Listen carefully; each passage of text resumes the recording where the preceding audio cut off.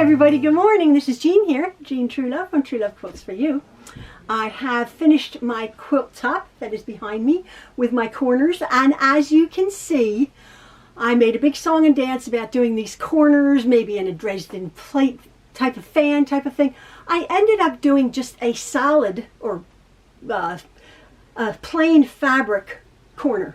I've rounded the corner, and that is what the next 20 minutes or so show you, how I actually did this. It's not perfect. There's no science to it. As you know, a scalloped border can have a science to it that other professional quilters show you how to do with templates. I just did mine by eye, and I've ended up with this. And I'll show you some close-ups of how I did this little thing. Again, not a tutorial, just how I did it. I hope you're all keeping well. I'm very thrilled that my quilt top is finished. I'm going to be making the backing for it. I did have the Pioneer Woman fabric. If you remember, I was going to be using for the border. I'm going to be using that on the back. I only had 3 yards of it, so what I'm going to do is I'm going to pull some from my stash, maybe a blue, or I'm not quite sure, and make patchwork, like just squares, a checkerboard, out of half of the Pioneer Woman fabric and half of the whatever other fabric I'm choosing for the back. So it'll be a reversible quilt, two-sided quilt, instead of just a solid back. I'll be showing you how to do that. Again, very, very simple things that I'm quilting. We're trying to get situated in our new home. Everything has been wonderful. Maxwell's happy, Ian's happy pottering around. I'm not happy about one thing. I did get upset about, hopefully it will be, I can find it. When we were, let me just back this up. My husband and I have been married for almost 42 years. When we were married for 20 years, I believe I showed you before, we had the wedding that we never had. We eloped. We had our friends and we had all of our 10 children at the wedding. I had a dress, the whole 9 yards. Well, my friend...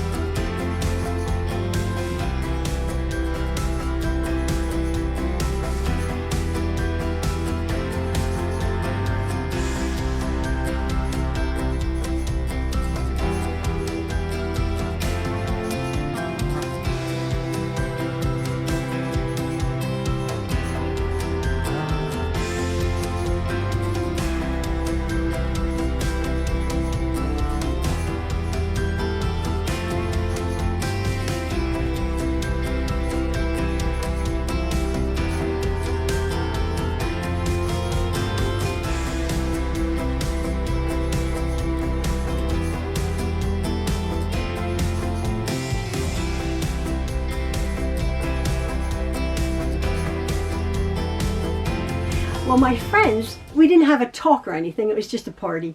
My friends had said, oh, well, what would you like for presents? And we're like, no, we have everything. We had set up a home, obviously. But they're like, in an ideal world, what would you like? And I said, well, actually, there was a China pattern. It's funny, right? There was a China pattern. It's called Enchanted, that I had loved, this turquoisey blue China pattern.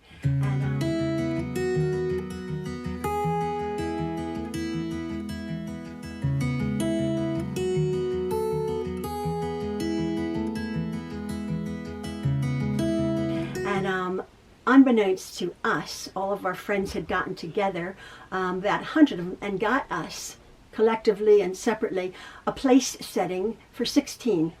of this china, along with cups and saucers, and unbelievable. It was just so beyond generous, because it's not an inexpensive china pattern. And I babied that. That was in my china cupboard in my older our family home. We had dinner parties, and we had parties and family dinners, and I always used my china because there was so much of it, and we have a large family. I also have my original china, which was probably, you know, Old Country Roses, Royal Albert Old Country Roses, which I had quite a few place settings for also. And that was not my everyday china, but we used that an awfully lot. Well, when we packed up...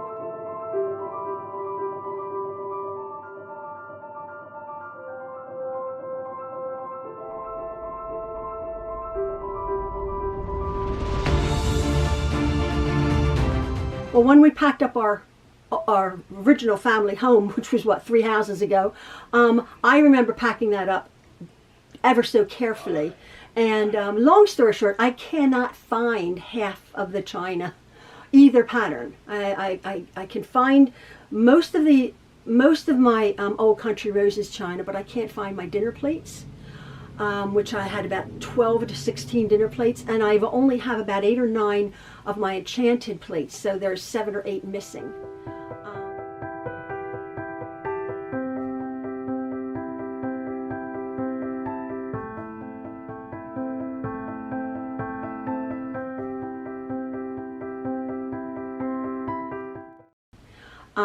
First world problems, right? But I was upset. Hopefully it's somewhere been packed up and in the things down in the basement that have been bought from the different houses, the different storage units we were in, and hopefully it has not gotten waylaid somewhere.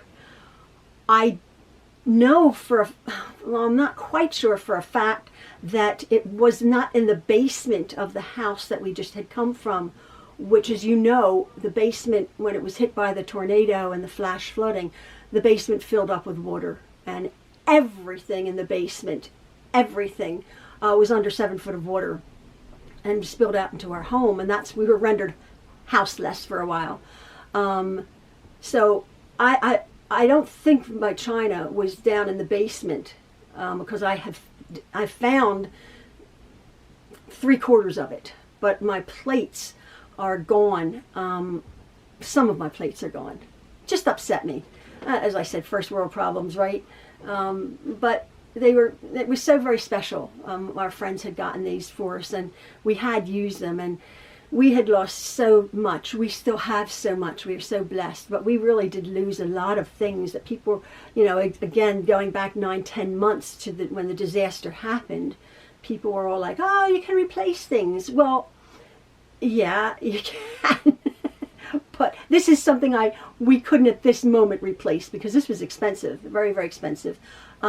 We lost things that, yes, you can replace. You can replace all of our tents, all of our sleeping bags, all of our luggage, we had 20 lovely folding chairs, tables, all sorts of things down in the basement, washers and dryers, and yeah, we can replace all of that. But we also had pictures and things from our move that we couldn't replace. As you know, I'm beating a dead horse.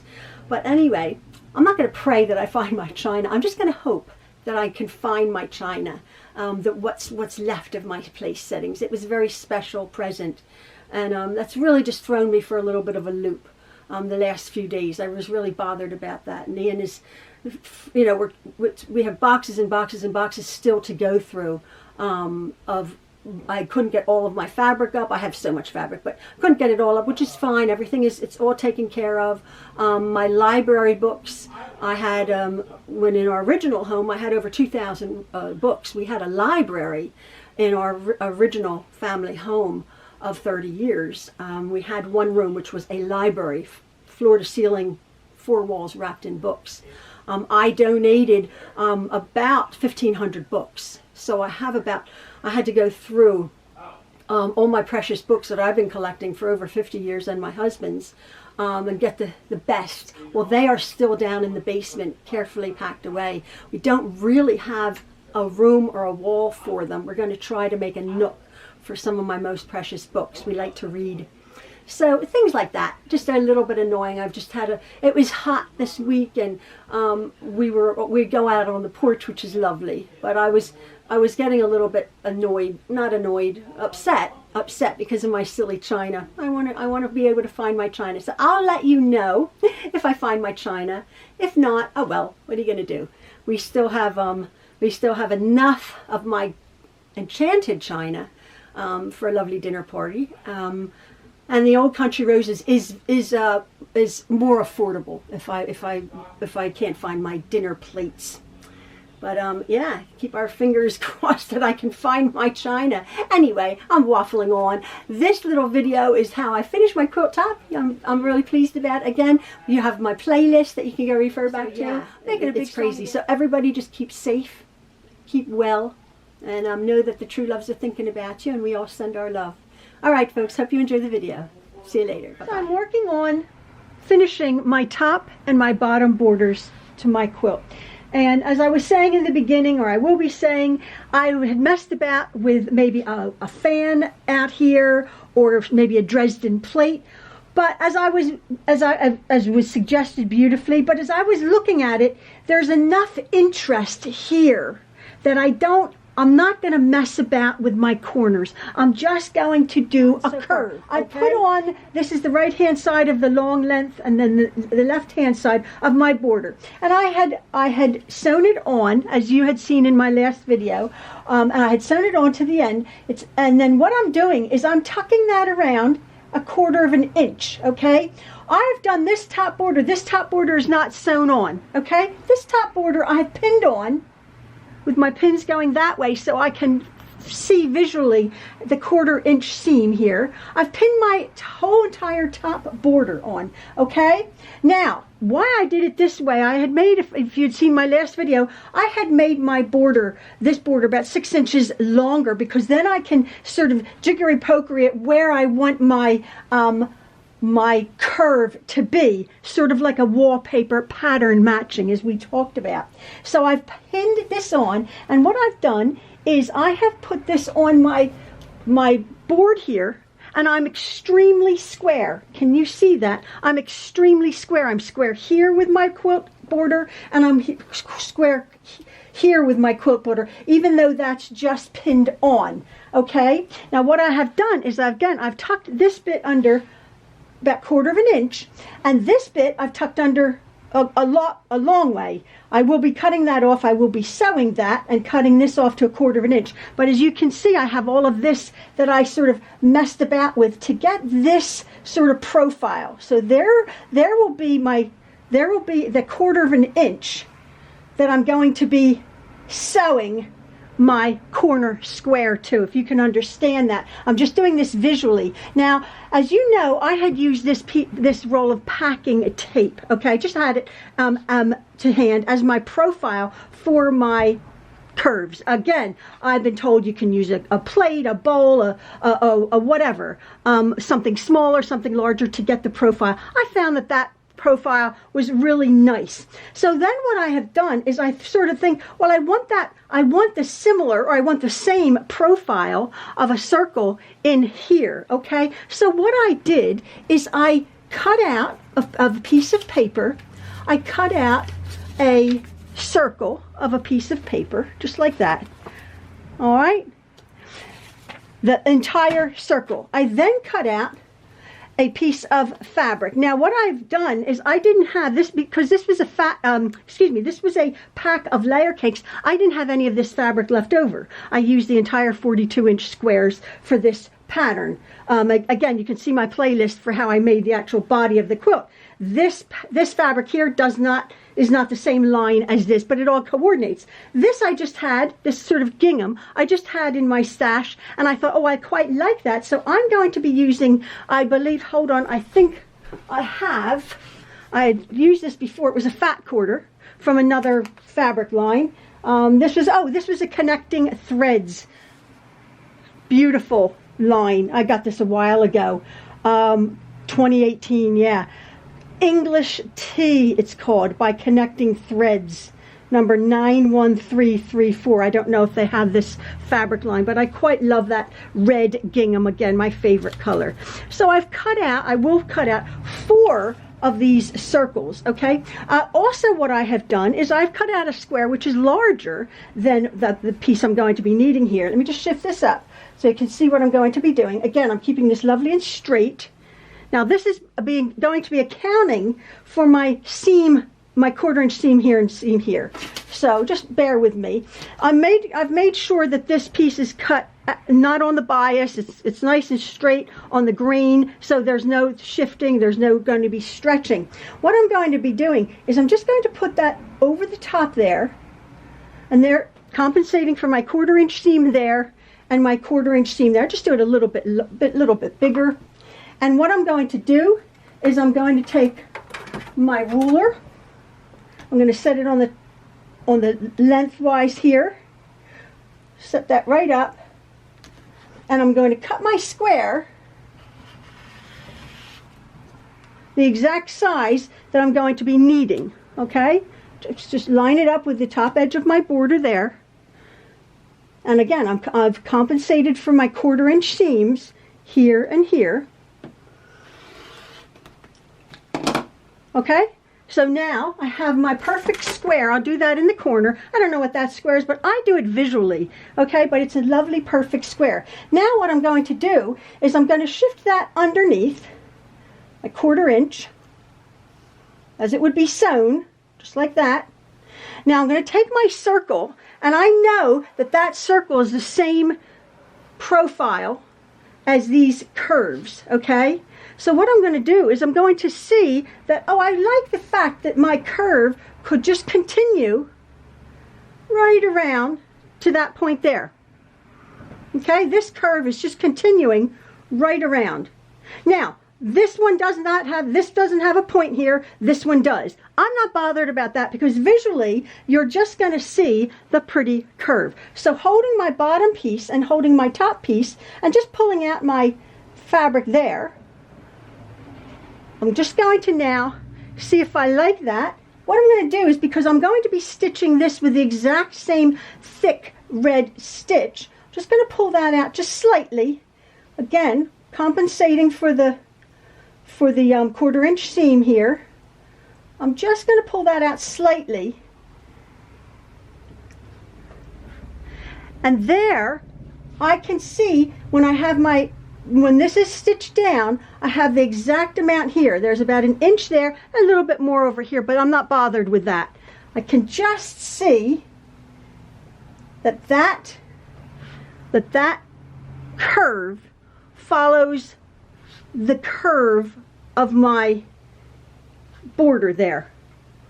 Okay, it's not perfect because if I wanted to be perfect, again, I would have done the math. But visually, at the end of the day, I am going to be seeing a solid curve. Now, because this is a gingham, I'm just going to hold it. I want the actual grain of my gingham, which I know it's been printed that way, to go absolutely up and down. You can't really see that in the camera, but I can. Again, when that's stitched down with my lovely thick heavy satin stitch, it will just look like it continues on there. I'm going to take my Elmer's glue stick.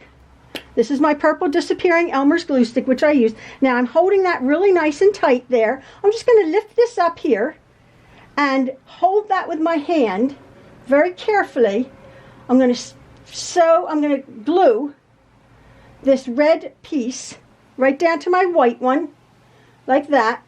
Pretty good actually, because I don't want it to shift. I don't want the profile of this to shift. Okay?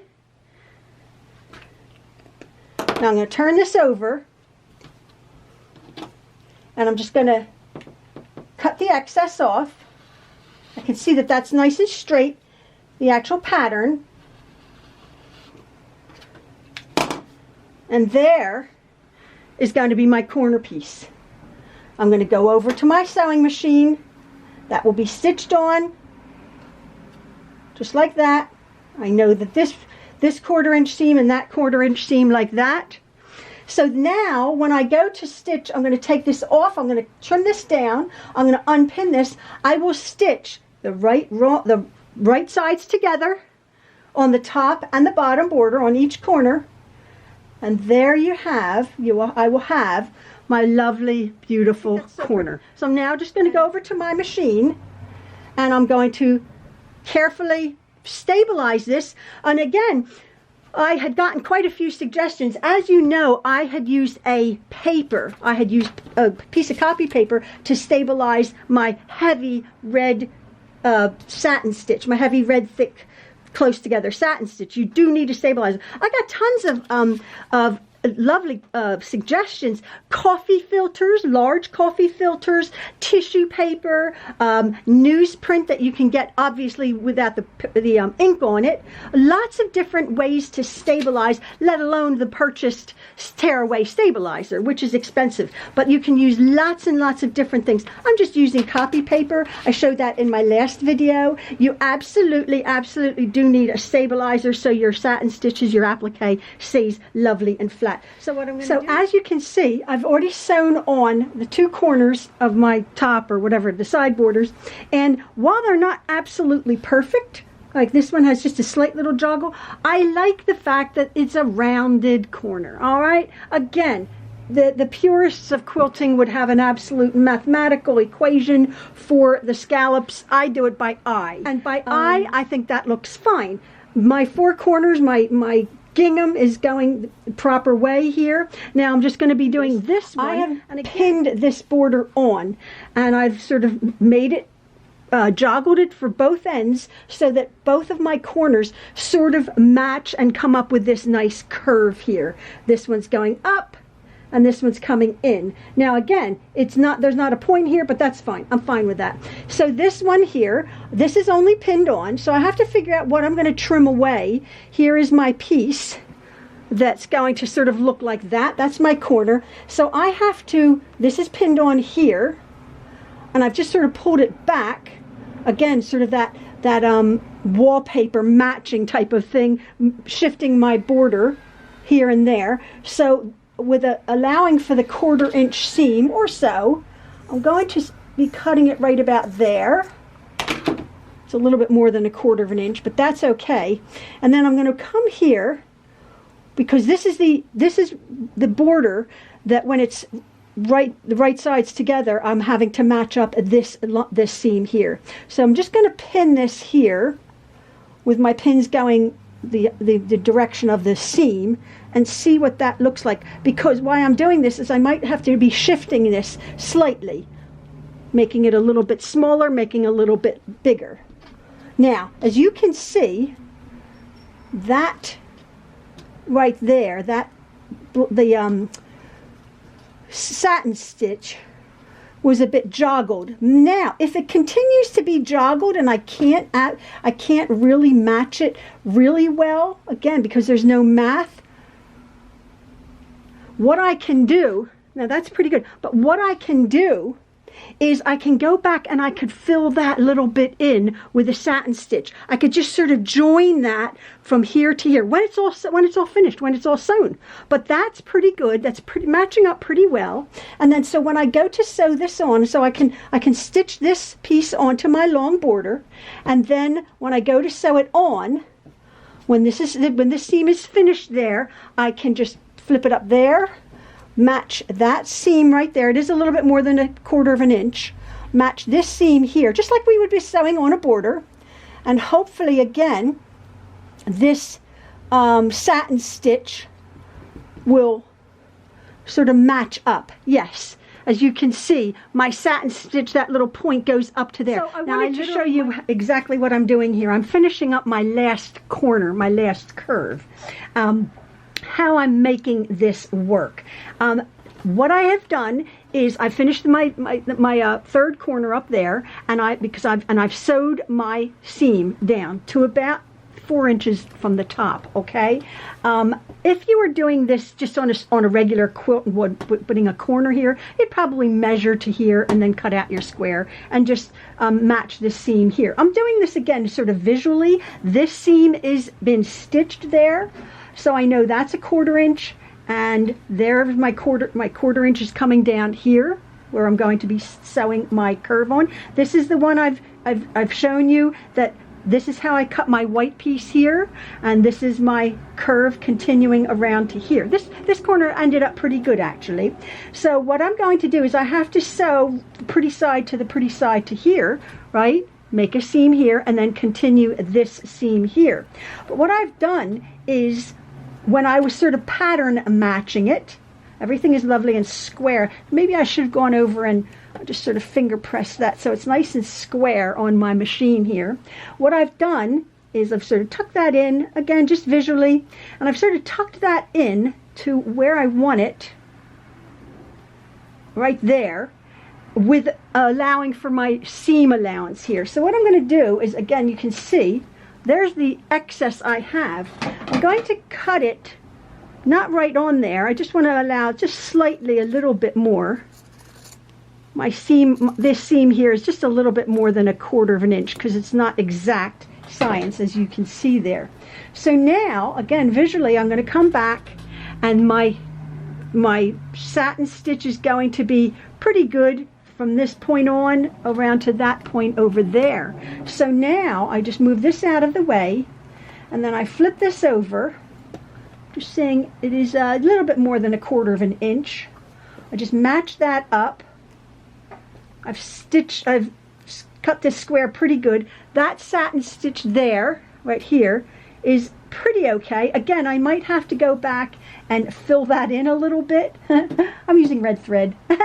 I'm using red thread on the top and white thread on my bottom. But here's my, again, my top border. A little bit more than 1/4 inch, whatever it is visually I'm doing it.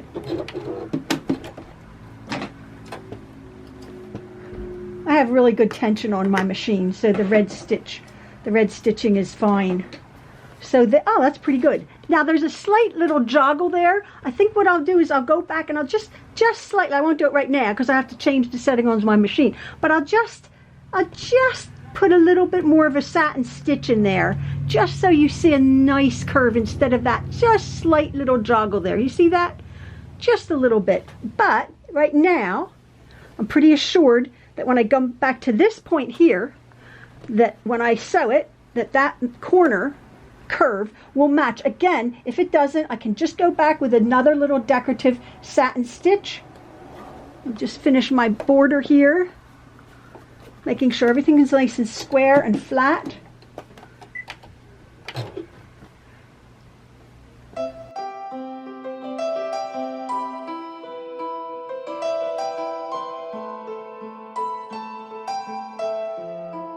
There, it's pretty good. There is my rounded looking corner. I'm just going to go back and just do a few little stitches right there, so you don't, so it's really, it looks like I stitched that on purposely to my border. So my quilt top is finished. Just my quilt top that I've made out of my layer cake, my 10-inch squares, with my corners coming around. So while again it's not exact science, because I don't do exact science, I do it to the look of it, to the eye, I'm really quite pleased. So now I just have to quilt this. I hope you've enjoyed this, folks, and again, just give you a little bit more of an interesting edge to your quilt. Not very fast process, but very rewarding. Well, I think it's turned out very pretty. So thank you so much for following me to this point, and I will see you in the next video. All right, love from the Trueloves. Bye-bye.